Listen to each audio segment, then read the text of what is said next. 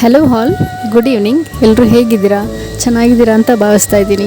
ಎಲ್ಲರಿಗೂ ಸ್ವಾಗತ ನನ್ನ ಚಾನಲ್ಗೆ. ಈ ಕ್ಷಣ ವೀಕ್ಷಣೆ ಬಿಂದು ಬ್ಲಾಗ್ಸ್. ನಾನು ನೈಟ್ ಶಿಫ್ಟಲ್ಲಿರೋದ್ರಿಂದ ನನ್ನ ನೈಟ್ ಶಿಫ್ಟ್ಗೆ ಅಂದರೆ ಈವ್ನಿಂಗ್ ಅಂದರೆ ನನಗದು ಮಾರ್ನಿಂಗ್. ಅದಕ್ಕೋಸ್ಕರನೇ ನನಗೆ ಟಿಫನ್ ಆಗಿ ದೋಸೆ ಮಾಡ್ಕೊತಾ ಇದ್ದೀನಿ. ನನಗೆ ದೋಸೆಗೆ ತುಪ್ಪ ಹಾಕಿದ್ರೆ ತುಂಬ ಇಷ್ಟ ಗೈಸ್. ಅದಕ್ಕೆ ಜಾಸ್ತಿ ತುಪ್ಪನೇ ಹಾಕ್ಕೊಂಡು ತಿಂತೀನಿ. ಒಂದು ದೇವಸ್ಥಾನಕ್ಕೆ ಹೋಗೋ ಪ್ಲ್ಯಾನ್ ಹಾಕ್ಕೊಂಡಿದ್ವಿ, ನಾನು ನಮ್ಮಪ್ಪ ನಮ್ಮಮ್ಮ ಎಲ್ಲ. ನಮ್ಮೂರಲ್ಲೇ ಇರೋ ದೇವಸ್ಥಾನ ಅದು. ಮಠನೂ ಹೌದು. ಹೆಸರು ಬಂದು ಪಿಲ್ಲಪ್ಪ ಸ್ವಾಮಿ ಮಠ ಅಂತಲೇ ಹೇಳ್ತಾರೆ. ದೋಸೆಗೆ ತುಪ್ಪ ಹಾಕಿದ್ರೆ ಅದ್ರ ಫ್ಲೇವರೇ ಒಂಥರ ಡಿಫ್ರೆಂಟಾಗಿರುತ್ತೆ. ಅದು ತುಂಬ ಚೆನ್ನಾಗಿರುತ್ತೆ. ಸೊ ಅದಕ್ಕೋಸ್ಕರ ನಂಗೆ ಅದು ತುಂಬ ಇಷ್ಟ. ಈವ್ನಿಂಗ್ ಅರೌಂಡ್ 6 ಆಗಿಬಿಟ್ಟಿತ್ತು. ತುಂಬ ಲೇಟಾಗಿ ಹೋಗಿತ್ತು. ನನಗೆ ಮತ್ತೆ ಕಂಪ್ನಿಗೆ ಹೋಗೋದಿತ್ತಲ್ವ, ಅದಕ್ಕೆ ಬೇಗ ಬೇಗ ತಿಂದ್ಬಿಟ್ಟು ರೆಡಿ ಆದ್ವಿ ದೇವಸ್ಥಾನಕ್ಕೆ.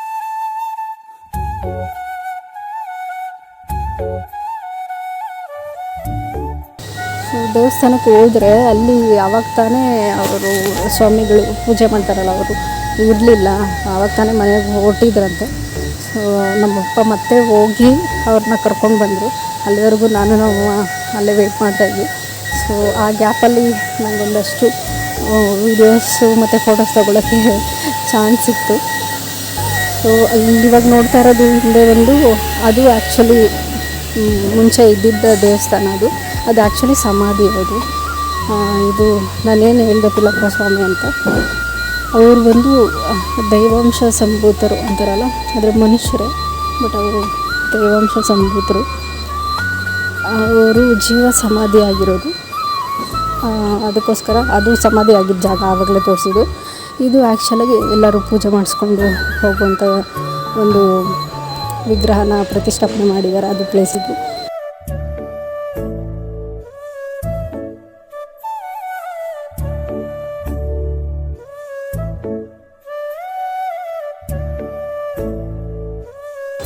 ಅಂದರೆ ಮುಂಚೆ ಇದ್ದ ದೇವಸ್ಥಾನಕ್ಕೂ ಈಗಿದ್ದ ದೇವಸ್ಥಾನಕ್ಕೂ ತುಂಬ ಅಪ್ಡೇಟ್ ಮಾಡಿಬಿಟ್ಟಿದ್ದಾರೆ ದೇವಸ್ಥಾನನ. ತುಂಬ ಚೆನ್ನಾಗಿದೆ. ದೇವಸ್ಥಾನದ್ದು ವಿಶೇಷತೆ ಏನಪ್ಪ ಅಂದರೆ, ಇದು ದೇವಸ್ಥಾನ ಅನ್ನೋದಕ್ಕಿಂತ ಇದು ಮಠ ಅಂತಲೇ ಕರಿತೀವಿ. ಆ ಮಠ ಅಂತಲೇ ಪ್ರಸಿದ್ಧಿಯಾಗಿರೋದು ಪಿಲ್ಲಪ್ಪ ಸ್ವಾಮಿ ಮಠ ಅಂತ. ಸೊ ಇವರು ನಾನೇನು ಹೇಳಿದೆ ಪಿಲ್ಲಪ್ಪ ಸ್ವಾಮಿ ಅಂತ, ಅವರು ಅಂದರೆ ನಡೆದಾಡೋ ದೇವರು ಅಂತ. ಮನುಷ್ಯರೇ ಅವರು, ಬಟ್ ಅವರು ನಾನು ಆಗಲೇ ಹೇಳ್ದಂಗೆ ದೈವಾಂಶ ಸಂಭೂತರು. ಸುಮಾರು ಪವಾಡಗಳನ್ನೆಲ್ಲ ಮಾಡಿದಾರಂತೆ. ನೋಡಿದ್ದಾರೆ ನಮ್ಮೂರಲ್ಲಿ ಅವ್ರನ್ನ, ಪವಾಡಗಳನ್ನೆಲ್ಲ.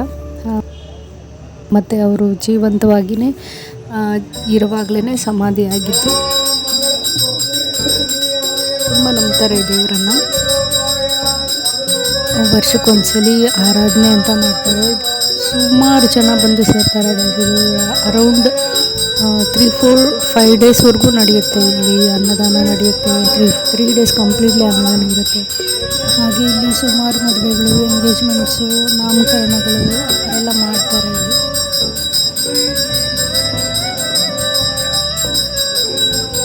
ಇದೆಲ್ಲ ಮುಗಿಸ್ಕೊಂಡು ನಾನು ಕಂಪ್ನಿಗೆ ಹೊರಟೆ. ಸೊ ಇದಾಗಿತ್ತು ಇವತ್ತಿನ ವೀಡಿಯೋ. ನಿಮ್ಗೆ ಇಷ್ಟ ಆಗಿದ್ರೆ ಪ್ಲೀಸ್ ಲೈಕ್ ಮಾಡಿ ಆ್ಯಂಡ್ ಸಬ್ಸ್ಕ್ರೈಬ್ ಮಾಡಿ. Thank you.